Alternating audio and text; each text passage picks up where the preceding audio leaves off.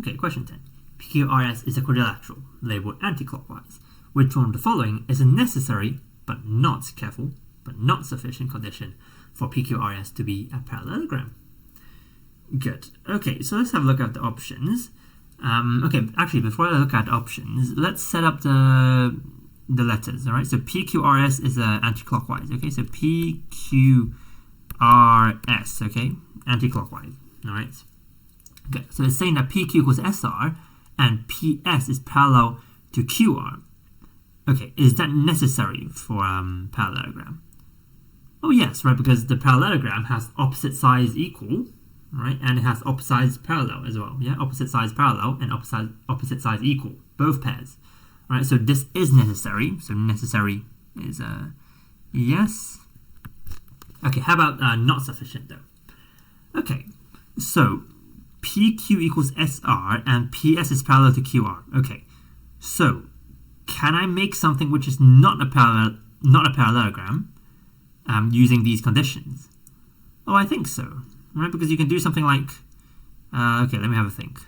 Is it possible? Yes, right? You can do something like this. PQ equals SR, like this, right? Using the order of the letters I've established here.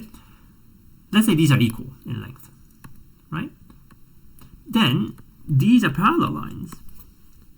That makes a what? It's not a parallelogram, but that makes a trapezium. And that makes a trapezium, right? So A is actually not sufficient, so A is already the answer. But you know, let's have a look at the other ones as well, because you know, why not, right? So okay, B. PQ was SR, again, necessary. PQ is parallel to SR, again, is necessary, right? Because we need opposite sides parallel and opposite sides equal. But I think option B is also sufficient condition, right? Because it's talking about the same pair of lines, right? If two pairs of lines are equal in length and parallel, then the other two pairs of lines, let me label it using a dotted line, these two pairs of lines must also be parallel and equal, right? So B is necessary and sufficient, both of them. How about C? C is not necessary already, right? Because the two pairs of opposite lines, they can have different lengths, right? This is like a rhombus instead, right? So N is no good. Okay, PR equals QS. Is that necessary? Well, no one said the diagonals have to be the same, right? Oh, actually, let me have a think. Oh, it is necessary and sufficient, this one, actually, right? Because surely parallelograms, they actually have the same diagonal. Oh, do they? No, they don't. Okay, ignore me. I was correct the first time. Okay, it's not necessary, right? Because you can draw something like this. Okay, how do I make this better?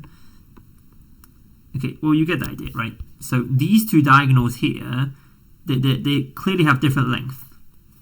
It's clear, right? Or you could just make a rhombus or something, all right? And just you know, make sure the diagonals are different enough from each other. Okay, so that's question 10.